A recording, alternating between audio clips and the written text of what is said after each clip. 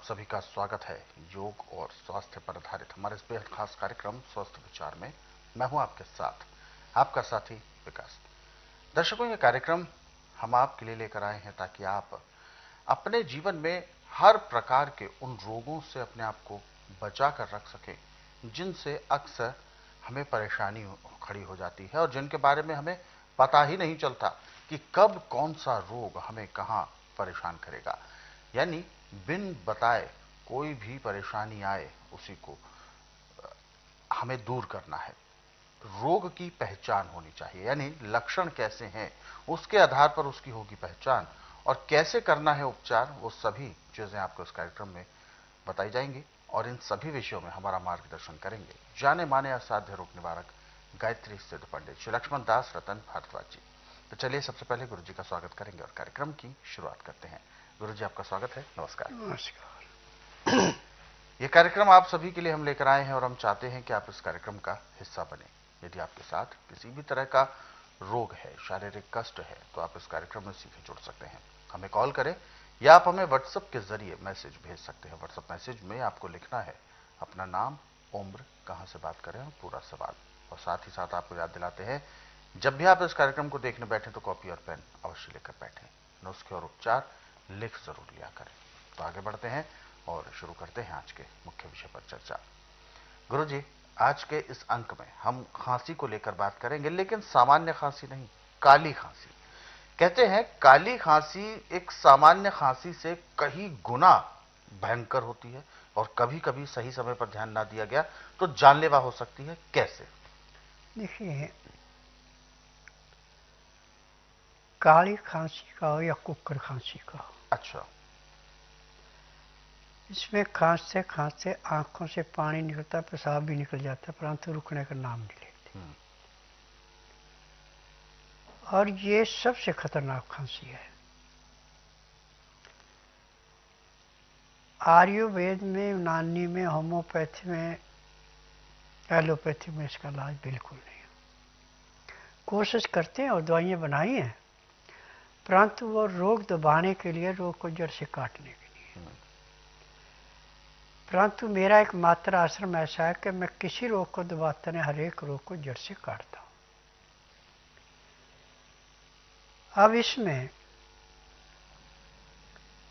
इस टाइम आम का मौसम है जी। जो कलमी आम होते हैं, इसकी गुठली पे किसी किस्म का वो नहीं होता, गुद्दा गुद्दा होता है। परंतु जो बीजू आम है, इसका रस पकने के बाद चूस लेते हैं और इस पे जैसे सिर में बाल होते हैं, ऐसे इसमें रेशे गुठली के ऊपर होते हैं। आम चूसने के बाद उसको धो के सुखा लें। सुखाने के बाद जो इसके बाल हैं गुठली पे, उनको आप कैंची से काटें, ब्लेड से काटें, जैसे मर्जी काट लें। कम से कम आपके पास 20 से 30 ग्राम तक होने चाहिए। अब इनको किसी बर्तन में रख के और गैस के ऊपर रख के इसको जला के राख बना लें। इस राख को कपड़े से छान के ब्रीक को कांच की शीशी के अंदर रख लें। यानी आप आधा किलो भी रख लेंगे तो भी कोई नुकसान नहीं है। इसके एक्सपायर डेट कोई नहीं है, चाहे जितने साल मर्जी पड़ी रहे। जब भी किसी को कुक्कर खांसी हो जाए, काली खांसी हो जाए, तो 1 चम्मच शहद में जितना चने का दाना होता है काले का, इतने भस्म मिला दें और इसमें 2-3 बूंद लहसुन के रस की मिला दें। अब वो रोगी को चाटने होते हैं। जिसको भयंकर खांसी आ रही थी, आंखों से पानी निकल रहा था, खांसते खांसते पेट भी दुख रहा था, पेशाब भी निकल रहा था, अब वो दोबारा ऐसी खांसी नहीं होगी। खांसी उठेगी, धीमी उठेगी। जब भी खांसी उठने लगे आपको, उसी टाइम फिर इसको चाट लो, अब खांसी नहीं उठेगी। और 24 घंटे में आपकी खांसी ऐसे समाप्त होगी जैसे भयंकर जलती अग्नि में पानी डालकर अग्नि शांत हो जाती है। परंतु अब खान पान पर ध्यान देना। नाज जो भी लेना है वो चोकर वाला, उसका बो नहीं निकालना। सब्जी जो लेनी है छिलके वाली, छिली हुई सब्जी नहीं लेनी। दालें जो लेनी है वो छिलके वाली, धुली हुई दालें नहीं लेनी। दाल सब्जी जो भी बनानी उसमें सिंधा या काला नमक, काली मिर्च, हल्दी मिलानी, इसको छौंक नहीं लगना। अब रोटी जो आपने बनानी है उतनी रोटी बनानी जितनी आपको भूख है। पहले आटे को सख्त गूंद के खुले पानी में रख दे, और दाल सब्जी आपने जो भी बनाई इसको पका के साइड में उतार लें। अब 2 गिलास पानी गर्म करके उबाल के शीशे गिलासों में डाल के रख लें। लहसुन, प्याज, अदरक लगभग 50 ग्राम छील करके पीस के पाउडर चटनी बना के उसका रस निकाल लें 2 चम्मच, उस पानी में मिला दें जो आपने 2 गिलासों में रखा और ढक्कन दे के रख दें। अब जो आपका कचरा बचा लहसुन, प्याज, अदरक का, वो उस सब्जी में, दाल में जो भी बनाई उसमें डाल दें। अब उस आटे को पानी में से निकाल के दोबारा गूंदे, सख्त रखता मुलायम हो गया। अब इसकी रोटी आपकी ऐसे बननी जैसे बाजरे की रोटी होती है, मक्की की रोटी से पतली, गेहूं की रोटी से थोड़ी मोटी। जब रोटी आपकी अच्छी तरह सिक जाए तो इसको थाली में डाल के ऊपर से दाल सब्जी जो आपने बना रखी उसको डाल दें। 5 मिनट से लेकर 10 मिनट तक इसको रचने दें। फिर इसको मसलें, यदि सूप जैसी पीने की वजह बहुत बढ़िया, नहीं तो आप ग्राइयाँ भी खा सकते हैं। 2-4 ग्राई खाना खाया, 2 घुट पानी पिया जो आपने लहसुन, प्याज, अदरक का बना के रखा है। खाना खाने में, पानी पीने में पूरा 1 घंटा लगा दें। उसके बाद दांतन कूड़ा करके 5 मिनट के लिए आप वज्रासन बैठ जाएं। फिर 5 मिनट बाद आप कम से कम 20 से 25 मिनट थोड़ी सैर कर लें। उसके बाद आधे घंटे के लिए आप सब आसन लेट जाएं। फिर 5 मिनट के लिए आप बाईं साइड करवट लें, 3 मिनट के लिए दाईं साइड करवट लें। फिर सब आसन लेट के बाईं साइड को करवट लेके उठें। आपको शरीर में इतना हल्कापन आएगा जैसे आप 8 घंटे की निद्रा पूरी करके उठे। उसके बाद आपने जो काम धंधा करना वो करिए। शाम का खाना जो है, दिन का खाना आपने 12 बजे से पहले पहले खाना है, ताज़ा खाना है। रात्रि का खाना दिन अस्त होने से घंटा 1.5 घंटा पहले खा लेना। यदि वो सुविधा नहीं है तो दिन अस्त होने के 1 घंटे के अंदर खाना अति आवश्यक है। यदि लेट हो जाते हैं तो फिर उसके बाद आपको खाना नहीं खाना, या तो आपने गर्म पानी में शहद मिला के पी के सो जाना, रोटी का काम हो गया। या फिर गाय का दूध है तो उसके अंदर अदरक और लहसुन उबाल करके दरदरा कूट के उसको पी के सो जाना, रोटी का काम हो गया। अब सुबह 4 बजे आपके पेट में ऐसे अलार्म लगे जैसे घड़ी पे लगता है, और आलस किया तो कपड़े भी खराब, एकदम उठ जाना और एक ही प्रेशर में पेट साफ होगा, परंतु आपको खांसी नहीं उठेगी। और ये दवाई जो है खांसी बंद होने के बाद भी 1 हफ्ता लगातार लेनी है ताकि आपको परमानेंट आराम मिल जाए। कुकर खांसी होने का एक कारण, इसके अनेक कारण होते हैं। कारणों को यदि गिनाने लगे तो कम से कम घंटे 1.5 घंटे का टाइम लगेगा, तो उसको फालतू टाइम को काहे को लगाए। मैं जो भी नुस्खे बताता हूँ, पत्थर पे लकीर है, पत्थर टूट जाएगा, लकीर समाप्त नहीं होती। ऐसे ये दवाई रोग को जड़ से खत्म करती है, रोग को बस शरीर में रहने नहीं देती। आप चाहे एलोपैथिक में जाएं, आयुर्वेद में जाएं, यूनानी में जाएं, होम्योपैथिक में जाएं, इसमें हम डॉक्टरों को दोष नहीं दे सकते। ये दोष है उन फार्मेसियों में जिसमें दवाई पूरी नहीं बनती, सिर्फ रोग को दबाने की बनती है। परंतु मेरा एकमात्र आश्रम ऐसा है कि इसमें रोग जड़ से काटा जाता, किसी रोग को दबाया नहीं जाता। बिल्कुल। तो क्या गुरु जी ये इस तरीके की जो खांसी है, ये वैसे तो बहुत भयंकर है, परंतु क्या ये अ, ऐसी है, कोई संक्रमण वाली है? अगर इसके संपर्क में और दूसरा व्यक्ति आ जाए तो क्या उसको भी हो सकती है? ऐसा होता है क्या? ये छुआछूत का रोग है। अच्छा, तो कितनी दूरी बना के रखनी चाहिए? कम से कम 5 फुट की।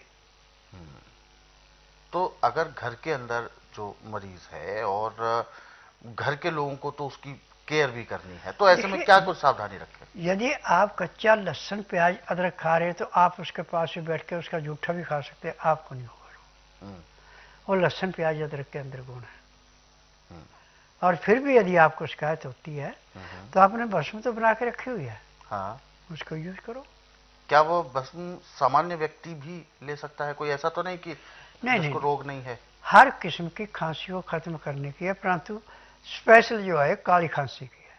हम्म। ऐसे हर किस्म की खांसी को खत्म करती है। और अगर एक सामान्य व्यक्ति खाए तो ऐसा तो नहीं गर्मी ज्यादा हो जाए नहीं या कोई नहीं दिक्कत हो जाए? नहीं, ऐसा कुछ नहीं है। क्योंकि लहसुन की अगर आपने बात की है तो लहसुन, ऐसा सुना जाता है कि लहसुन गर्मी बहुत पैदा करता है। जब भून के खाएंगे छौंक के खाएंगे तो गर्म हो गया। अच्छा। कच्चे का रस निकाल के लेंगे ना गर्म है ना ठंडा होता है, गर्म है। हम्म। लहसुन प्याज खाने के बाद जो आपसे मुंह से महक आती है, इसको दबाने के लिए थोड़ा गुड़ खा लो बिना मसाले का, या फिर जीरा भून के मुंह में डालो, मुंह से महक नहीं आएगी। परंतु सांस छोड़ेंगे आप, जहाँ तक को सांस का महक गई वहाँ तक का वायुमंडल के कीटाणु नष्ट हो गए। अब आपको प्योर ऑक्सीजन आएगी, रोग कहाँ से आएगा? ऐसा माना जाता है कि अगर काली खांसी अगर किसी को होती है तो उसके जो ठीक होने के जो चांस होते हैं और ठीक होने की जो एक समय होता है वो काफी लंबा होता है। मेडिकल आयुर्वेद में वो रोग को दबाते हैं, वो कटता नहीं है। हम्म। परंतु स्वस्थ विचार हर एक रोग को जड़ से काटता है। और अगर ऐसा व्यक्ति अगर स्वस्थ विचार आश्रम में आता है? आते हैं, अच्छा। हर महीने कम से कम 10 से 15 मरीज ऐसे आते हैं। हम्म। उनको आज भी 2 मरीज आए थे। अच्छा। एक हिमाचल सोलन से था हम्म। और एक यहीं से दिल्ली से था। हम्म। दवाई देने के बाद उनको आराम मिल गया। हम्म। अब उनको तरीका बता दिया, दवाई दे दी, या दवाई नियम से खाएंगे, परहेज करेंगे, 1 महीने पूर्ण रूप से स्वस्थ। बिल्कुल। यानी स्वस्थ विचार आश्रम में दवाइयां उपलब्ध हो जाती हैं हाँ। ऐसे रोगों की। बिल्कुल। तो दर्शकों, वास्तव में जो भी समस्या होती है उसके मुताबिक सही दिशा में यदि प्रयास करेंगे तो यकीन माने रोग को आप जड़ से खत्म कर सकते हैं शुरुआती दौर में ही। और अगर ऐसी समस्या होती है आपको कि वह रोग समय ले रहा है तो एक बार नाड़ी परीक्षण जरूर कराएं, ताकि नाड़ी परीक्षण से ये अवश्य पता चलता है कि जो समस्या, जो रोग आपको है उसकी असली वजह क्या है, फिर उसके मुताबिक आगे का उपचार किया जाता है। तो आप स्वस्थ विचार आश्रम से संबंधित किसी भी तरह की कोई जानकारी लेना चाहते हैं तो हेल्पलाइन नंबर्स पर आप अवश्य कॉल कर सकते हैं। कॉल करने का समय है सुबह 10 बजे से शाम 5 बजे के बीच। नंबर आपकी टीवी स्क्रीन पर है। और दर्शकों, यदि आप इस कार्यक्रम से अभी जुड़ना चाहते हैं, कोई भी ऐसा सवाल जो आपके जहन में है आपके शारीरिक कष्टों को लेकर, तो आप हमें कॉल करें या व्हाट्सएप के जरिए मैसेज भी भेज सकते हैं। व्हाट्सएप मैसेज में आपको लिखना है अपना नाम, उम्र, कहां से बात कर रहे हैं और पूरा सवाल। आगे बढ़ते हैं और जो व्हाट्सएप मैसेजेस हमें दर्शकों ने भेजे हैं हम उनको भी इस कार्यक्रम में जरूर शामिल करेंगे। और पहला व्हाट्सएप मैसेज यहां पर हम शामिल करते हैं। रोहित कुमार जी हैं और चंडीगढ़ से बात कर रहे हैं। इन्होंने अपने बच्चे के लिए सवाल किया है। 12 वर्ष का बच्चा है और निमोनिया से ग्रसित रहता है। देखिए, निमोनिया का इलाज पूरे संसार में ना एलोपैथी में, ना आयुर्वेद में, ना यूनानी में, होम्योपैथी में परमानेंट नहीं है। सिर्फ इस रोग को दबाया जाता है, इतना इनके पास दवाइयों का प्रभाव है। परंतु स्वास्थ्य विचार में निमोनिया 1 महीने का इलाज है। जिस दिन आएंगे उस दिन 15 से 20% आराम मिलेगा। 15 दिन की दवाई से 50 से 60% आराम मिलेगा। 1 महीने में निमोनिया का नामो निशान नहीं होगा, रहेगा, और दोबारा जिंदगी में होगा भी नहीं। परंतु यहाँ आने का नियम है कि बुधवार की मैं छुट्टी रखता हूँ, बुधवार को कभी नहीं आना।